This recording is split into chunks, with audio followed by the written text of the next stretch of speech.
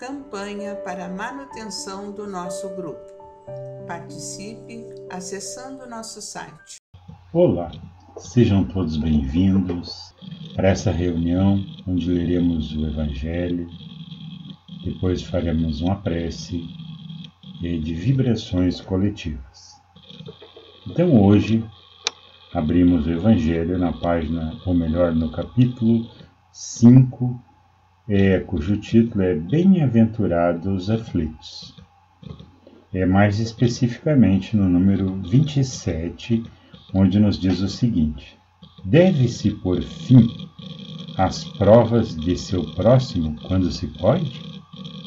Ou é necessário, por respeito aos desígnios de Deus, deixá-las seguir seu curso? É uma pergunta muito interessante. Após a leitura, vamos reflexionar um pouquinho sobre algumas das proposições que esse texto nos convida a analisar.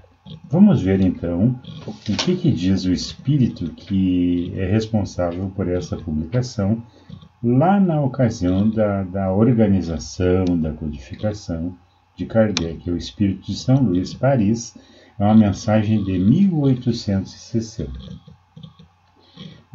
Dissemos e repetimos com certa frequência que estais nesta terra de expiação para concluir vossas provas, e que tudo o que vos acontece é uma consequência das vossas existências anteriores, os justos da dívida que tendes a pagar.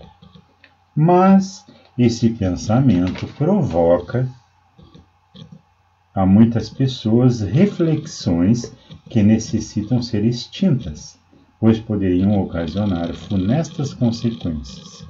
O problema, então, não está no texto em si, mas nas interpretações que nós, ao longo do tempo, temos feito em relação a essa afirmação contida no Evangelho.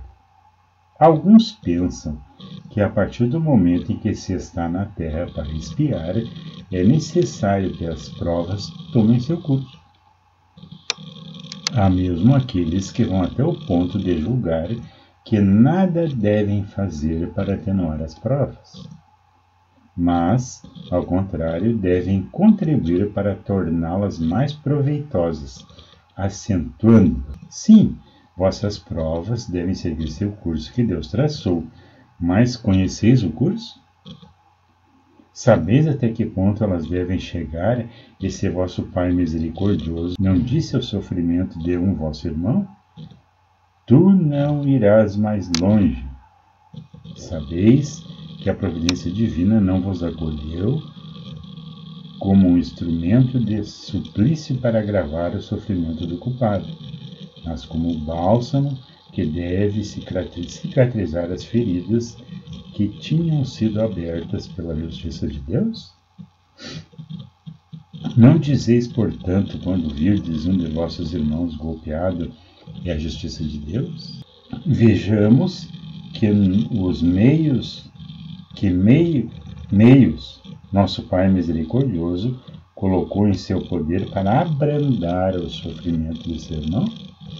Vejamos se meus consolos morais, meu apoio material, meus conselhos não ajudarão a vencer a prova com mais força, paciência e resignação. Vejamos mesmo se Deus não colocou em minhas mãos o meio de fazer cessar esse sofrimento, e se isso não foi me dado a mim como prova também de expiação, talvez, para extinguir o mal e substituí-lo pela paz? Ajudai-vos, portanto, sempre que vossas respectivas provas, e não vos olheis jamais como instrumento de tortura. Esse pensamento deve revoltar todo homem de coração, sobretudo todo espírito, pois o espírito é melhor que todos, deve compreender a extensão da infinita bondade de Deus. O espírita deve pensar que a sua vida inteira deve ser um ato de amor e de devotamento. e que o que quer que se faça para contrariar a decisão do Senhor, a justiça terá seu curso. E ele pode, portanto, sem temor, empreender todos os esforços para abrandar o amargor da expiação, mas é só Deus que poderá interrompê-lo ou prolongá-lo, e segundo o seu julgamento.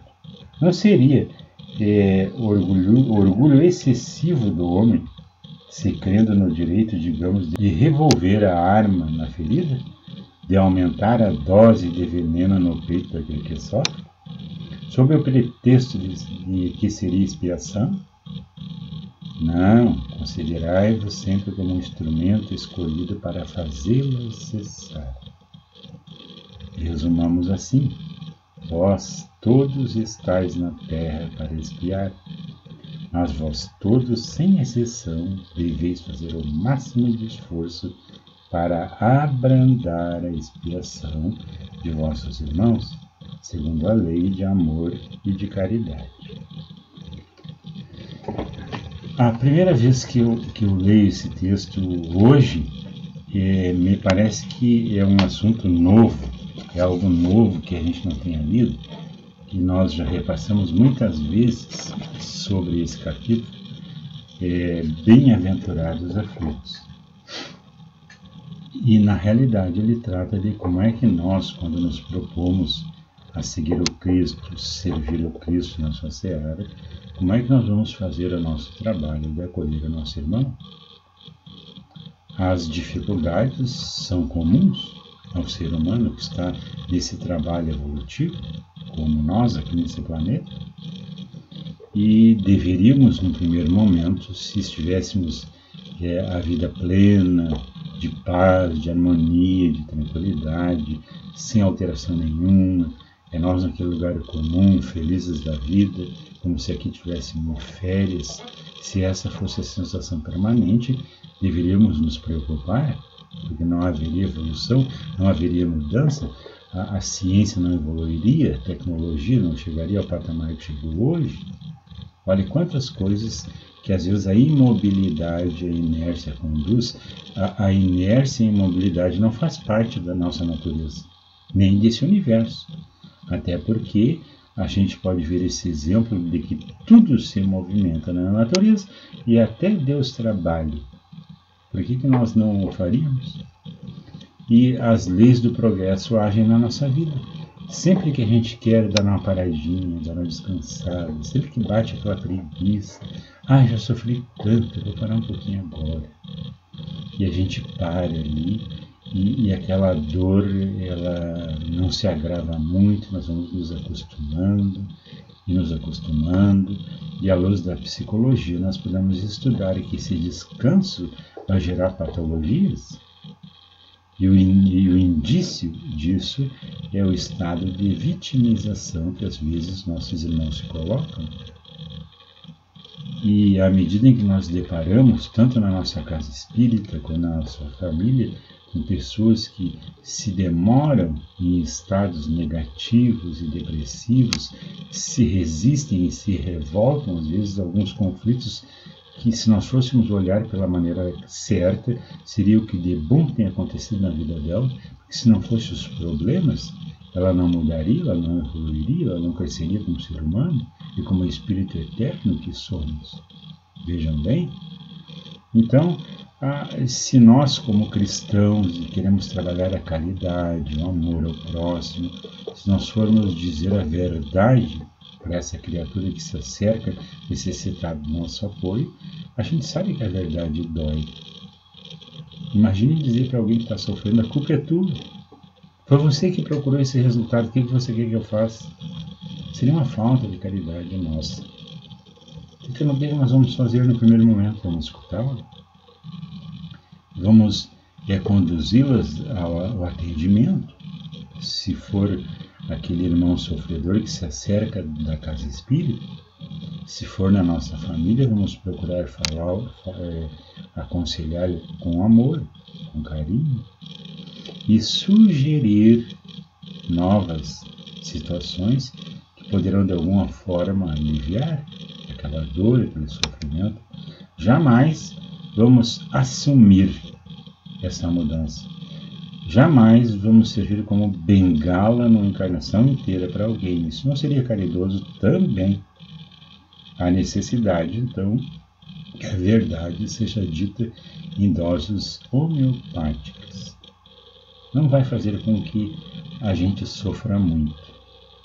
E a dor é uma conselheira incrível, que às vezes a gente está acostumado a acreditar, os santos de casa não fazem milagre, né? Isso é, os conselhos que a gente dá para o familiar, para o filho, para o irmão, para a irmã, para os nossos familiares, não fazem milagre. Mas à medida em que se insistem em caminhar, em se conduzir em direção errada, a dor vem e a dor movimenta as energias.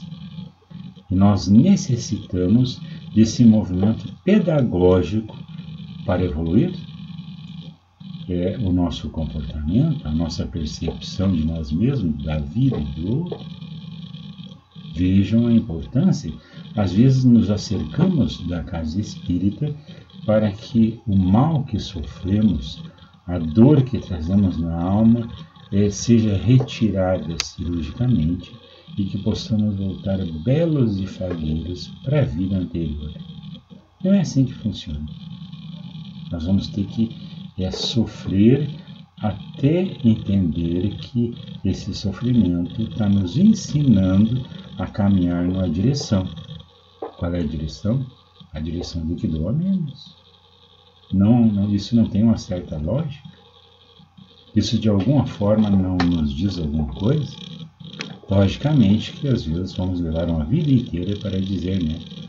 Ah, mas como a minha mãe tinha razão. Como meu pai tinha razão. Como aquele cidadão, aquela pessoa que se acercava de nós e que tinha a nossa atenção, nosso carinho, gostava de nós. Como era uma pessoa verdadeira e a gente não deu o devido valor. E muitas vezes, no final da vida, padecemos de processos de culpa pelas decisões que teimamos em continuar a escolher. E durante uma fase vamos primeiro culpar o mundo, depois culpar o outro, e depois, à medida que crescemos, vamos assumir a nossa responsabilidade.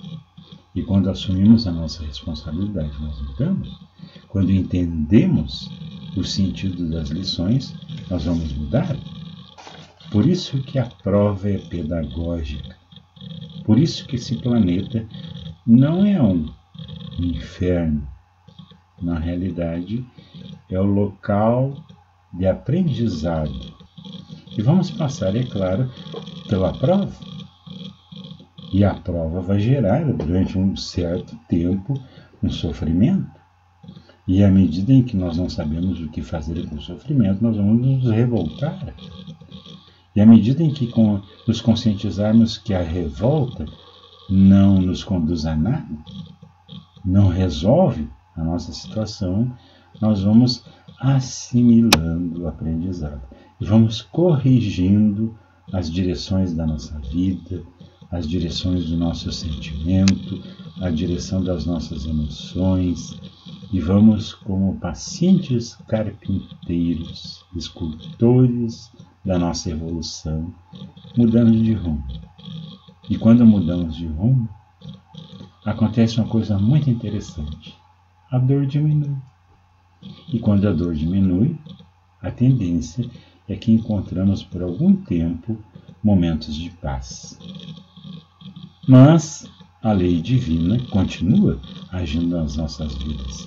E lembram que existe um ditado da sabedoria popular que depois da tempestade vem a bonança, e que a bonança ela não continua, não tem um segmento, haverão outras tempestades.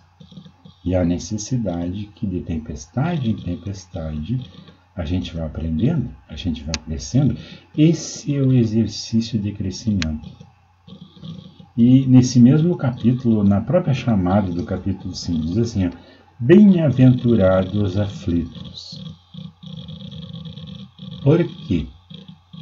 porque quem está aflito quer fugir do sofrimento.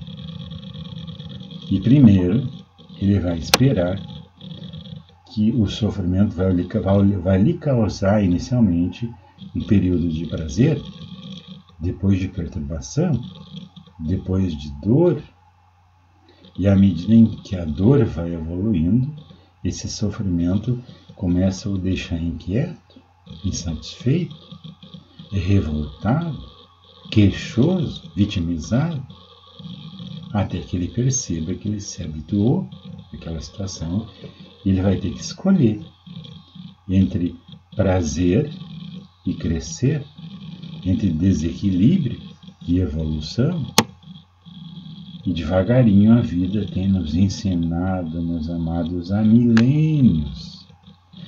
Todos os dias somos convidados a acordar a nossa mente, a acordar o nosso sentimento, a acordar o nosso espírito para esse caminho eterno e cósmico em direção à luz. E hoje estamos aqui, alguns saciados pela verdade, outros a caminho de encontrá-la e outros iluminados pela luz do Cristo, para que essa caminhada continue e que todos nós possamos encontrar as nossas respostas, que todos nós tenhamos momentos mais felizes. E nessa escola não é o nosso destino sermos plenamente 100% felizes. Para ser feliz, há necessidade que se trabalhe, que se amadureça, que se cresça. Não tem como saltar degraus na evolução pulando esse aprendizado, que já dura para nós alguns milênios. Mas quis Deus que seu Filho viesse até esse planeta e nos trouxesse com seu amor a sua boa nova e dissesse que aqueles que sofrem são bem-aventurados. Por quê? Porque fatalmente eles mudarão, e mudarão para melhor. O amor de Deus é imenso. Nós não compreendemos na íntegra como é que ele funciona, mas a necessidade que cada um de nós cresça, que cada um de nós fique mais forte, que cada um de nós evolua, que cada um de nós perceba a ação de Deus na nossa volta, no nosso irmão e principalmente em nós. Vibrações coletivas. Irmãos, vamos unir nossas almas, confiantes para decidir o nosso pensamento e sentimento, fraternos para quem precisa, quem está carente de saúde e de paz. Convidamos todos os irmãos a manterem seus corações e pensamentos vibrando nas preces que faremos a Deus em favor daqueles a quem endereçarmos as nossas vibrações.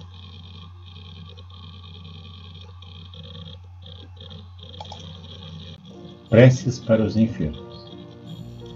Neste momento, abrimos uma corrente de vibrações de benefício de nossos irmãos enfermos, que se encontram em nossas casas, hospitais, casas de caridade e demais locais, onde se acham passando por dolorosas provações. Senhor, pedimos alívio para estes irmãos, que o teu infinito amor permita que os divinos mensageiros possam deles se aproximar, suavizando-lhes o sofrimento. Senhor, se as tuas leis permitirem que possam recuperar a saúde, que tenham muita coragem e esperança sob a tua misericórdia infinita.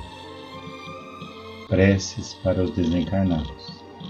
Pai, lembramos com muito carinho de nossos irmãos desencarnados, pedimos tuas bênçãos a estes irmãos queridos, que possam despertar para a realidade espiritual sob a luz da verdade e do teu sublime amor, que se esclareçam, se libertem de todas as perturbações, reanimem-se e progridam, envolvidos na força da tua amorosa proteção. Prece para os lares. Pai, Precisamos que o teu amor ilumine os nossos lares, afastando as trevas, da incompreensão, dos vícios, do sofrimento e das perturbações espirituais. Ajuda-nos, Pai, a compreender que somos todos teus filhos, formando uma família com quem temos a necessidade de aprender a amar, auxiliando-nos uns aos outros. Que em nossos lares reine a harmonia e a paz por as tuas bênçãos divinas. Preces para a paz no mundo. Em ti, Senhor, está a força suprema do bem e da paz que governa o universo. Abençoa os dirigentes de todas as nações, especialmente os do nosso país, que saibam governar bem sob a tua proteção, no sentido da ordem e da fraternidade universal. Prece de encerramento. Senhor, obrigado por estes momentos felizes e pela assistência amorosa dos bons espíritos. Abençoa-nos. Seja feita a tua vontade. Despede-nos na tua paz. Que assim seja. Campanha para a manutenção do nosso grupo. Participe acessando nosso site